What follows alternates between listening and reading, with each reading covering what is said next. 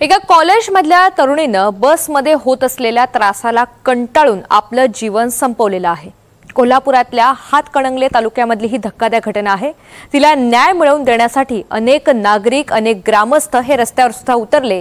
संतापाची लाट उसळलेली पाहायला मिळाली। मात्र जिला पोलीस व्हायचं होतं तिने नेमकं असं टोकाचं पाऊल का उचललं, हा निर्णय नेमका तिने पाहूया त्या रिपोर्टमधून। कोल्हापुरात अल्पवयीन तरुणीची आत्महत्या। बसमध्ये तरुणानं छळलं, मुलीनं आयुष्य संपवलं।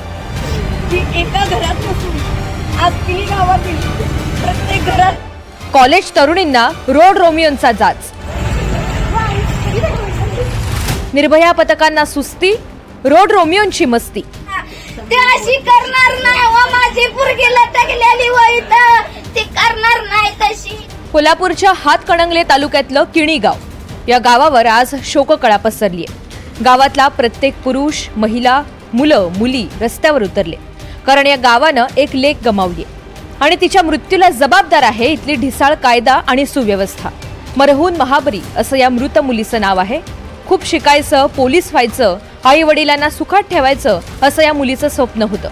पेठ वडगाव इथल्या कॉलेजमध्ये ती शिकत होती, पण कॉलेजला येता जाता छळणाऱ्या एका मुलामुळे या तरुणीनं स्वतःचं आयुष्य संपवलं। बघा, त्या मुलीचं एवढं मोठं स्वप्न होतं की 12वी शाळा शिकल्यानंतर तिला पोलीस बनण्याची तिची फार मोठी इच्छा होती, पण त्या स्वप्नाला फार मोठा म्हणजे काही तिचं स्वप्न अधुरं राहिलं आणि ती सगळे देवाघरी निघून गेली, तरी या आयुष्याला तिचं स्वप्न पूर्ण करता आलं नाही। आणि त्या आई वडिलांचं स्वप्न काम मजूर करून त्यांनी तिचं स्वप्न पूर्ण करायची इच्छा केलेली होती, पण त्यांची इच्छा अधुरी राहिली आणि तिचं स्वप्न अधुरं राहिलं। तर एवढीच माझी इच्छा आहे। 13 ऑगस्टला मरहून महाबरी रोजच्या सारखीच कॉलेजला गेली। एक अल्पवयीन मुलगा मरहूनला गेल्या काही दिवसांपासून त्रास देत होता। त्या दिवशीही तिला या मुलानं बसमध्ये त्रास द्यायला सुरुवात केली।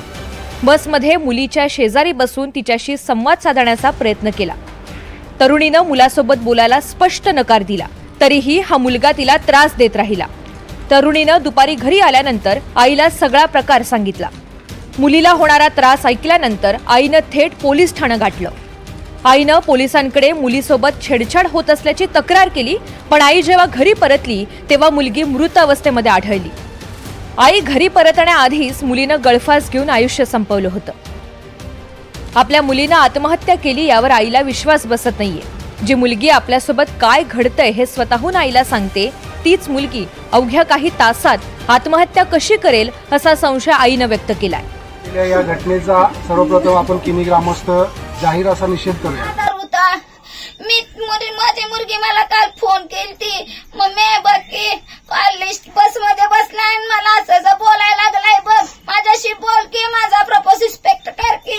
माझी मुलगी म्हणली माझा आई वडील मला कशा आईला शिकाय पाठवतात, तू काय माझ्या नादाला लागू नकोस, नाहीतर मी संध्याकाळी माझ्या पप्पाला घेणार, माझ्या चुलत्यासनी घेणार आणि तुझ्या घरला येणार, बघ माराय तुला, तू काय माझ्या नादाला लागू नको। तर आईशाला म्हणला, तू माझी नाही झालीस तर मी तुला कुणाची होऊ देणार नाही, मी तुला मारणार, तिला मारले। या घटनेमुळे संपूर्ण किणी गाव हादरले। पीडित मुलीला न्याय मिळावा म्हणून गावकरी रस्त्यावर उतरले। एका घरात नसून आज किणी गावात, त्याचबरोबर या कुटुंबाला जोपर्यंत न्याय मिळत नाही तोपर्यंत आमचा हा किणी ग्रामस्थांचा लढा प्रशासनाबरोबर आणि पोलीस प्रशासनाबरोबर चालूच राहणार आहे आणि आम्ही या कुटुंबाला न्याय हा मिळवूनच देणार आहे। आणि आज या ठिकाणी या प्रवृत्तीचा निषेध करण्यासाठी आम्ही किणी ग्रामस्थांच्या वतीनं कॅन्डल मार्च काढलेला आहे। कोल्हापुरात कॉलेज तरुणींच्या छेडछाडीची प्रकरणं वाढलेली आहेत। काही दिवसांपूर्वीच राधानगरी मार्गावर रोड रोमियोंची स्टंटबाजी मुलीच्या जीवावर बेतली होती। भोगावती कॉलेजमधल्या विद्यार्थिनी बस स्टॉपवर उभ्या असताना भरधाव कारनं धडक दिली। या अपघातात एका विद्यार्थिनीचा मृत्यू झाला होता। गेल्या महिन्यामध्ये भोगावती महाविद्यालयाच्या परिसरामध्ये एका मुलगीचा त्या तरुणांच्या स्टंटबाजीमुळे हकनाक बळी गेला आणि ती आयुष्याला मुकली। ही घटना ताजी असताना आज परत ती त्या एका महाविद्यालयीन नवीन युवतीचा त्या ठिकाणी दुर्दैवांत झाला। त्याला जबाबदार कोण?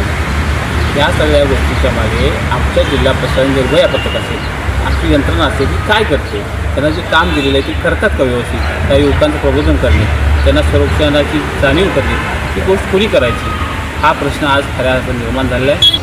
राज्याचे उपमुख्यमंत्री मुलींची छेड काढणाऱ्यांना टायरमध्ये घालून चोप देण्याचा इशारा देतात, पण त्यांच्या भाषणातले शब्द खरंच सत्यात उतरून महिला आणि मुली सुरक्षित होणार आहेत का हे पाहणं महत्त्वाचं ठरेल. आणि मी सांगतोय आज स्वातंत्र्य दिनाला कोणाची दहशत मी कापून घेणार नाही. कोणी जाऊन कुठेतरी लाईनी मारायला जा, तुझी लाईनच काढून तुला तिथं टायर खाली घेतो. विशाल पुजारी, NDTV मराठी, कोल्हापूर. ते अशी करणार नाही व माझी पोरगी लटकलेली व इथं ती करणार नाही तशी.